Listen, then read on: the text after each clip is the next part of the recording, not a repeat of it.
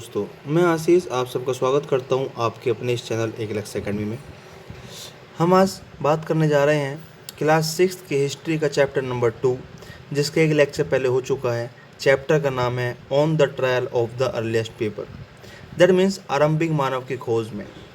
कि कैसे इसमें हमने पढ़ा था कि कैसे हमारा जो आरंभिक व्यक्ति था, आरंभिक मानव था, वह यहाँ से वहाँ क्यों घूमता था, कैसे घूमता था। हमें उस इतिहास में यह पता लगा कि वह उस समय क्या खाता था, कहाँ रहता था, क्या क्या औजार इस्तेमाल करता था और कैसे वह यहाँ तक पहुँचते पहुँचते किस किस मार्गों से होकर गुजरे। कितने तरह के काल होते हैं। पत्थरों का निर्माण कब से शुरू हुआ था, पत्थरों को औजार के रूप में इस्तेमाल कब से वो लोग करने लगे थे, ये सब चीज़ें हमने अब तक पढ़ी। किस तरह की जगहों को वो रहने के लिए ढूंढते थे, किस तरह की चीज़ों को वो खाने के लिए इस्तेमाल करते थे, हैबिटेशन साइट्स क्या होती थी, फैक्ट्री साइट्स क्या होती थी, हैबिटेशन कम फैक्ट्री साइट्स क्या होती थी, और यह देश के किस किस जगह पर पाई गई थी। आज हम बात करने जा रहे हैं। अब हम शुरू कर रहे हैं अब तक जो पढ़ा उससे आगे, जिसमें कि पहला वर्ड है साइट्स। कि एक्चुअली साइट्स होती क्या है। साइट्स को हिंदी में हम पुरास्थल कहते हैं। Sites are the places where the remains of things, tools, pots, buildings etcetera were found. Sites, पुरास्थल वह जगह मानी जाती है, उस जगह को बोला जाता है जहाँ पर हमें किसी भी वस्तु के अंश मिलते हैं। वो वस्तु जो हमारे आरंभिक मानव ने इस्तेमाल की थी, चाहे वो टूल्स हों, औजार, पोर्ट्स, बर्तन, बिल्डिंग्स, इमारतें, इनसे मिलती जुलती और भी चीज़ें। These were made, used and left behind by people. ये सब चीज़ें मनुष्य के द्वारा बनाई गई थी और उपयोग की गई थी और उसके बाद उनको उन्होंने छोड़ दिया था। दीज में be found on the surface of the earth. ध्यान दीजिएगा कहाँ कहाँ मिलती हैं। सरफेस ऑफ द अर्थ, पृथ्वी की सतह पर। ब्रीड अंडर द अर्थ, पृथ्वी में दबी हुई। और समटाइम्स इवन अंडर वाटर, और कभी कभी यह जल के अंदर भी मिलती है। You will learn more about different sites in the later chapters. आप आगे के चैप्टर में, आगे के पार्ट में और भी अलग अलग साइट्स के बारे में जानोगे। अब बात करते हैं मेकिंग स्टोन टूल्स की। जो स्टोन टूल्स हैं, जो पाषाण से बने औजार हैं, उनका बनना। Stone tools are very probably made using, जो पत्थरों के औजार बनते थे वह दो तकनीकी से बनते थे, दो तरह से बनते थे। पहला तरीका था स्टोन ऑन स्टोन, मतलब कि एक पत्थर को एक जगह रखते थे और दूसरे पत्थर के उसके ऊपर चोट मारते थे, और चोट मारकर उसको जो आकृति देनी होती थी वह आकृति देकर उसका औजार बना लेते थे। आप कह सकते हैं कि एक पत्थर को यूज़ करते थे कोर के लिए, जिसको उन्हें औजार बनाना है। एक पत्थर को यूज़ करते थे हैमर की तरह से। हैमर मतलब हथौड़ा, उस पर चोट मारने के लिए, ठीक है।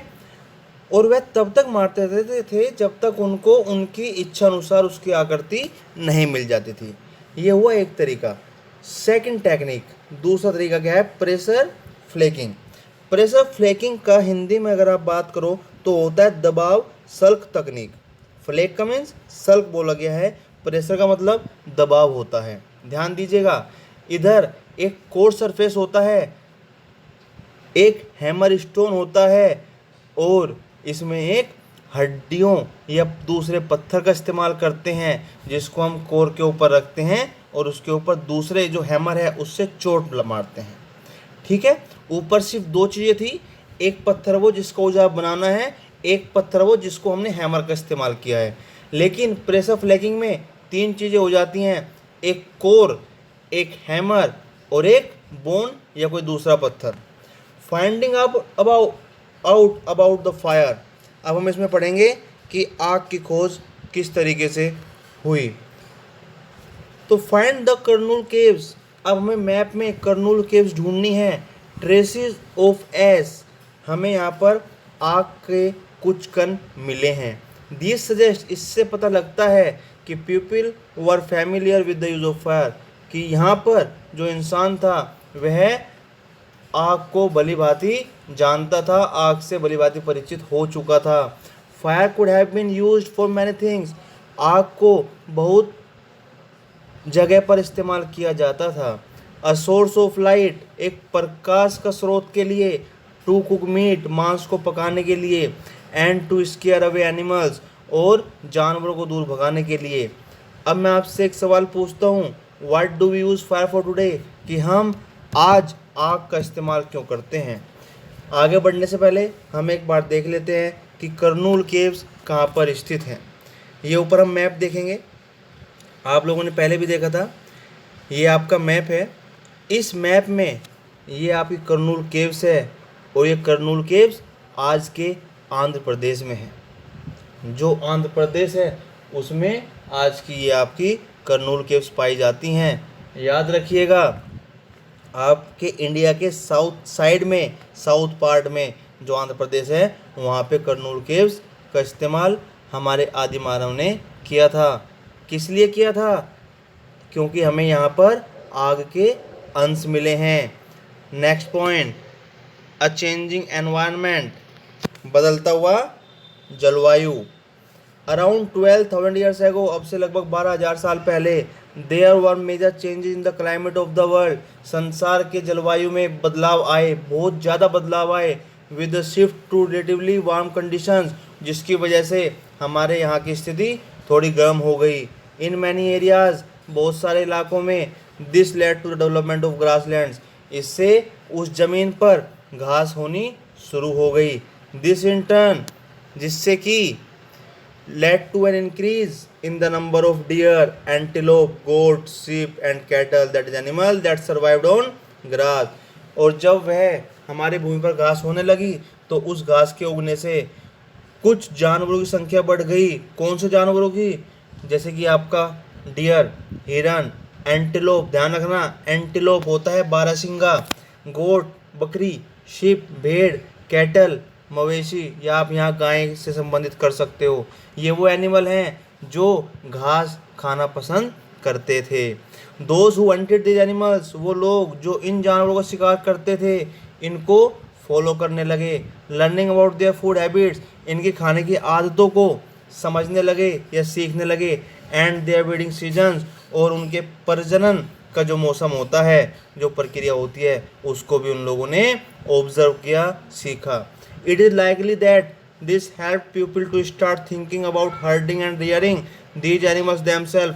हो सकता है यहाँ पे लोगों ने सोचा हो कि हमें ये जानवर पाल लेने चाहिए, कि हम इन जानवरों को पाल सकते हैं। फिशिंग आल्सो बिकम इम्पोर्टेंट, और उस समय जो मत्स्य पालन था, जो मछलियाँ थी, वह भी भोजन का एक बहुत अच्छा स्रोत मानी जाती थी।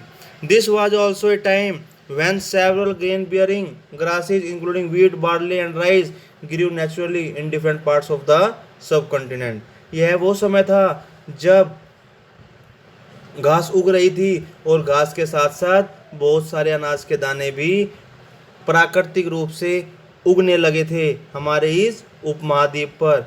और वह कौन से अनाज के दाने थे? व्हीट, गेहूं के, बार्ले, जौ के, एंड राइस, चावल के या धान के। Men, women and children probably collected these grains as food। आदमी ने, औरतों ने और बच्चों ने उन भोजन के दानों को, ग्रेन्स को क्या किया? इकट्ठा करना शुरू कर दिया, शायद फूड, खाने के लिए। एंड लर्न, और सीखा, वेयर दे ग्रू, कि वो कहाँ उगते थे। एंड व्हेन दे राइप्ड, और वे कब पक जाते हैं। This may have led them to think about growing plants on their own. वे शायद सोच रहे थे कि अब वह इसकी खेती खुद कर सकते हैं, अपने आप कर सकते हैं। जैसे आप लोग जानते हो कि अब अप्रैल का महीना चल रहा है, और आज तो मई शुरू हो गया, और आप अपने आसपास देखते हो कि अब लोगों ने गेहूं की कटाई शुरू कर दी। तो इससे पता लगता है कि इन चीज़ों का जो नॉलेज थी वो पहले ही शुरू हो चुकी थी। अगर वो लोग उस समय ऐसा ना करते तो शायद हम आज इस प्रक्रिया को फॉलो ना कर रहे होते। अब यहाँ पे नेम्स एंड डेट्स, नाम और तारीखें हम पढ़ेंगे। इसमें क्या पढ़ेंगे? इसमें हम पढ़ेंगे कि जो हमारा पुराना इतिहास है वह किस किस पार्ट में बांटा हुआ है। आर्कियोलॉजिस्ट हमारे इतिहासकार have given lengthy names for the time, time के लिए बहुत लंबा नाम दिया है दैट वी आर स्टडिंग, जो हम पढ़ रहे हैं। They call the earliest period, जो सबसे पुराना समय था उसको उन्होंने पैलियोलिथिक का नाम दिया। याद रखना बहुत ज़रूरी चीज़ है, बहुत इंपॉर्टेंट चीज़ है। जो सबसे पुराना समय था उसको हमारे इतिहासकारों ने पैलियोलिथिक नाम दिया। अब यह नाम क्यों दिया? क्योंकि यह ग्रीक के दो शब्दों से मिलकर बना है। एक वर्ड है पैलियो, एक वर्ड है लिथोस। तो पैलियो का मीन्स होता है ओल्ड, लिथोस का मीनिंग होता है स्टोन, दैट मीन्स पुराना पत्थर। और इस युग को हम क्या कहते हैं? पूरा पाषाण युग। क्या कहते हैं? पूरा पाषाण युग, palaeolithic period. The name points to the importance of finds of stone tools. और यह वो समय है, इस समय की वह खासियत है कि इसमें हमें स्टोन टूल्स, पत्थरों के औजार का महत्व मिला है। The palaeolithic period extends from 2 million years ago to about 1200 years ago. जो पूरा पाषाण युग था, that is the palaeolithic period, that is extend, वह हम मानते हैं अब से लगभग 12,000 साल पहले से लेकर 2 मिलियन ईयर्स या 20 लाख साल पहले तक। याद रखना, आपसे पूछा जा सकता है कि पूरा पाषाण युग कब तक माना जाता है, तो आप कहेंगे कि अब से 20 लाख साल पहले से लेकर अब से 12,000 साल पहले तक। This long stretch of time is divided into the, यह जो इतना लंबा समय है 20 लाख साल पहले से लेकर और 12,000 साल तक, इसको भी 3 हिस्सों में बांट दिया गया। और वो क्या क्या है? Lower, middle and upper Palaeolithic. Lower, middle and upper Palaeolithic मतलब कि पूरा पाषाण, मध्य पाषाण एंड नवपाषाण युग। This long span of time covers 99% of human history. जो यह टाइम है, यह हमारे मानव इतिहास का लगभग 99% भाग, 99% इतिहास को कवर कर देता है। The period when we find environmental changes, वह समय जब हमने जलवायु में बदलाव को देखा। बीनिंग अबाउट, यह शुरू हुआ लगभग 12,000 साल पहले से। और कब तक हुआ? लगभग 10,000 साल पहले तक। तो कितने साल हुआ? 2,000 साल। इस कॉल्ड, इसको हमने क्या कहा? मीसोलिथिक। क्या कहा? मीसोलिथिक मतलब मिडिल स्टोन, दैट इज मध्य पाषाण युग। क्या कहा? मध्य पाषाण युग। Stone tools found during this period, इसमें भी पत्थरों के ही औजार मिले हैं। जनरली टिनी, जो कि पहले के कंपेयर में जो पूरा पाषाण थे उससे छोटे एंड आर्काल्ड, और इनको हमने माइक्रोलिथ कहा है। माइक्रोलिथ क्यों कहा? क्योंकि इसमें पत्थरों के औजार छोटे मिले हैं हमारे पैलियोलिथिक टाइम से। Microliths were probably stuck on to handles to bone, और ये जो पत्थर थे, ये जो पत्थर के औजार थे, यह लकड़ी के हैंडल से या हड्डी के हैंडल से बंधे हुए होते थे। To make tools such as saws and sickles, और उससे क्या औजार बनते थे? दांती या आरियां। क्या बनती थी? दांती बनती थी या आरियां बनती थी। एट द सेम टाइम, उसी समय older varieties of tools continue to be in use, और उस समय भी जो पुराने औजार थे वह भी इस्तेमाल किए जाते थे। इसके बाद आप देखिए the next stage from about 10,000 years ago, उसके बाद अगली स्टेज आई अब से 10,000 साल पहले से जो शुरू हुई, उसको हम कहते हैं नियोलिथिक। नियोलिथिक का मतलब होता है नवपाषाण काल। क्या होता है? नवपाषाण काल। नवपाषाण काल के बारे में हम लोग चैप्टर 3 में पढ़ेंगे। What do you think the term Neolithic means, आप क्या समझते हैं न्यूलिथिक की नाम से? नवपाषाण, जिससे कि पत्थरों का और नया युग आया। इसमें इसने बोला है कि आप पेज नंबर 13 पे डिफरेंस दिए हुए हैं, वो आप देख सकते हैं। अगर आपको याद हो, हमने कल पढ़ा था जिसमें हमने 5 तरह के पत्थर पढ़े थे, A B C D E, जो 20 साल पहले में थोड़े बड़े थे। फिर ऐसे ही ई वाला जो था वह नेचुरल पत्थर था। आइए आपको एक बार फोटो दिखा देता हूँ, बाकी तो आप उसको पढ़ ही चुके हैं। देखिए ये पैलियोलिथिक के हैं, बी उसके बाद बने हुए, सी उसके भी बाद बने हुए, और ये डी ये 10,000 साल पहले जो आपके किस में, नियोलिथिक में है, छोटे हैं ना, ठीक है, मेसोलिथिक। उसके बाद ई ये नेचुरल पेबल्स हैं। ओके, आइए चलते हैं आगे की ओर। Rock paintings and what they tell us. Rock paintings का मतलब क्या होता है, शैल कला, शैल चित्रकला, शैल पत्थरों पर होने वाली जो कलाएं थी। व्हाट दे टेल अस, और वे हमें क्या बताती हैं। मैनी ऑफ केव्स, बहुत सारी गुफाओं में, इन विच दीज अर्ली पीपल, जिसमें ये आरंभिक मानव रहते थे, have paintings on the walls, उनकी कुछ दीवारों पर हमें चित्र बने मिले हैं। सम ऑफ द बेस्ट एग्जाम्पल्स, इनके जो सबसे उच्च सबसे उत्तम उदाहरण हैं, that is from Madhya Pradesh, वो मध्य प्रदेश से मिले हैं, एंड सदर्न उत्तर प्रदेश, और दक्षिणी उत्तर प्रदेश से मिले हैं। दक्षिण उत्तर प्रदेश आप कह सकते हैं कि मध्य प्रदेश की तरफ वाला ही दक्षिणी उत्तर प्रदेश। दीज पेंटिंग्स, इन चित्रकलाओं को हमें क्या दिखाती हैं, वाइल्ड एनिमल्स, जंगली जानवर, drawn with great accuracy and skill, जो कि बड़ी ही कुशलता से सजीव चित्रण इन्होंने बनाया हुआ है, सजीव फोटो एक बनाई हुई है जंगली जानवरों की। लेफ्ट साइड में आप देख सकते हैं a painting from a rock shelter, जो कि एक रॉक से, एक चट्टान से ली गई है। आपको लग रहा है कि आगे एक जानवर भाग रहा है हिरन जैसा, और पीछे इंसान इसके पकड़ रहा है, शिकार कर रहा है। हु डिड व्हाट, कौन क्या करता था। कौन क्या करता था मीन्स इसमें लिखा है अर्लीस्ट पीपल हंटेड, पुराने लोग शिकार करते थे। गैदर्ड, इकट्ठे, मतलब संग्रह का काम करते थे। प्लांट प्रोड्यूस का, जो पौधे होते हैं खाने लायक जो खाना होता है वो इकट्ठा भी करते थे। मेड स्टोन टूल्स, पत्थरों के औजार बनाते थे।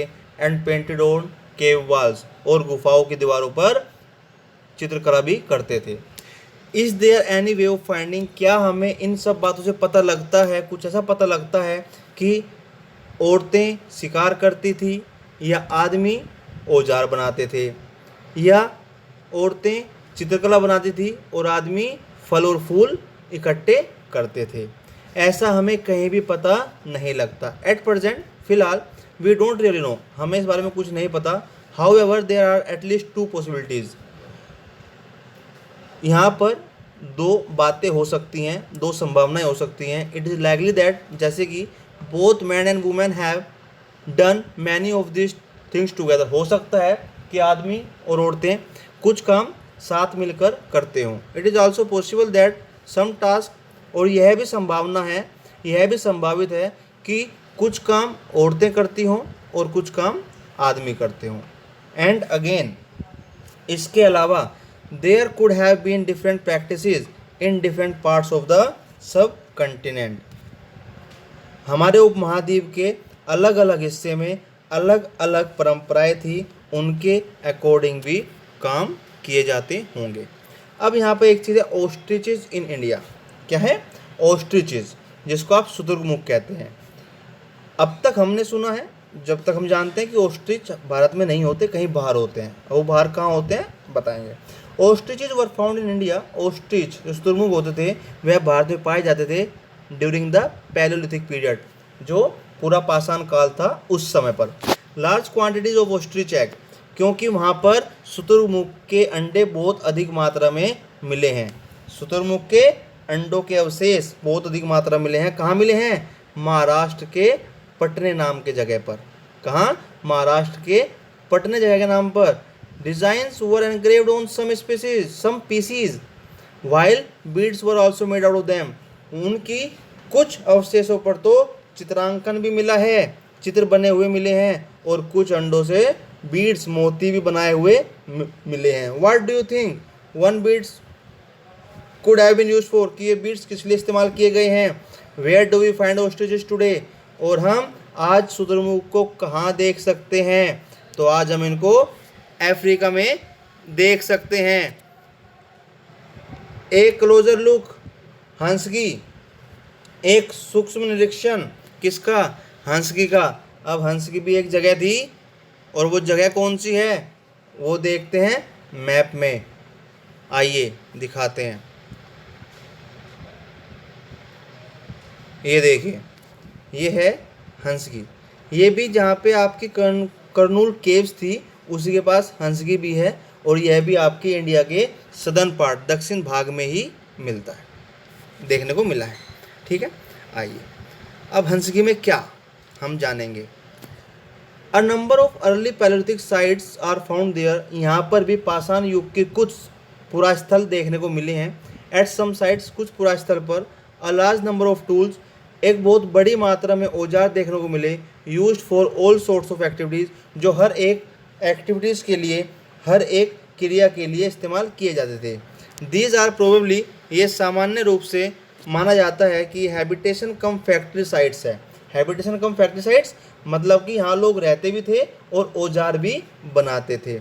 In some of the other smaller sites, कुछ छोटी पुरास्थल भी मिले हैं। There is evidence to suggest that tools were made, जो कि इस बात का सबूत है, सुझाव देते हैं, यह सबूत है कि वहाँ भी औजार बनते थे।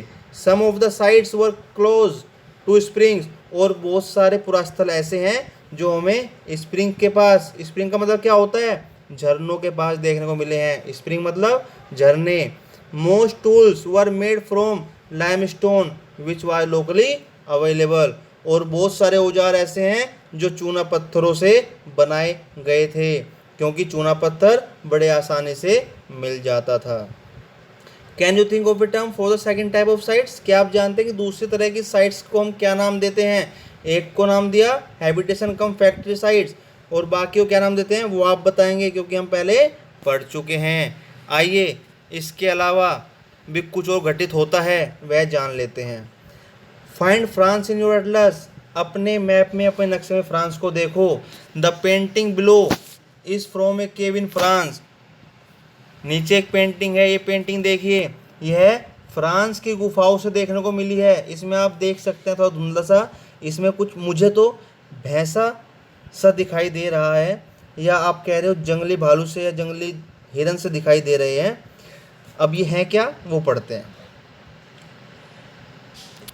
दिस साइट वाज डिस्कवर्ड, यह जो साइट खोजी गई थी, पुरास्थल खोजा गया था, यह स्कूल के 4 बच्चों के द्वारा खोजा गया था, अब से लगभग 100 साल पहले। पेंटिंग्स लाइक दिस, इस तरह की पेंटिंग बनाई गई थी लगभग अब से 20,000 साल से लेकर 10,000 साल पहले तक।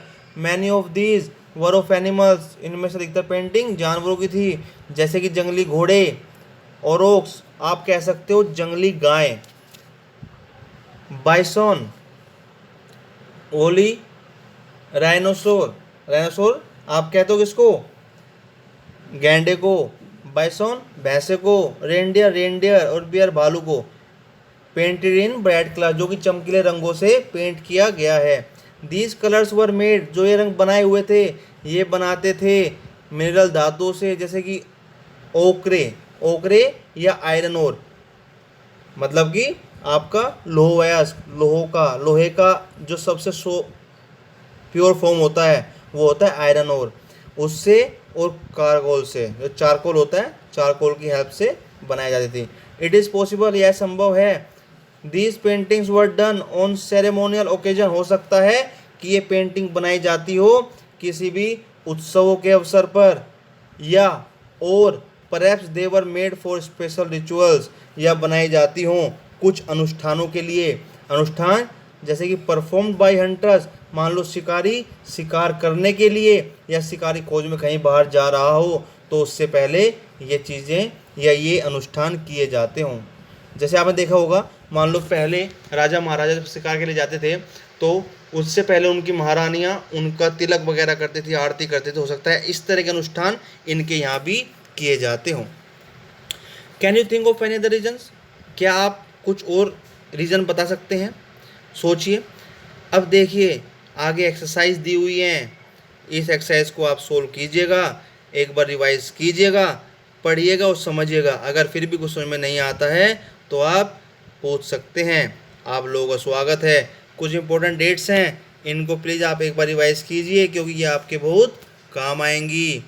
आइए अब यहाँ तक हम लोग चैप्टर 2 कंप्लीट कर चुके हैं। आप लोगों का समय देने के लिए बहुत धन्यवाद। मैं आप लोगों का बड़ा ही आभारी हूँ।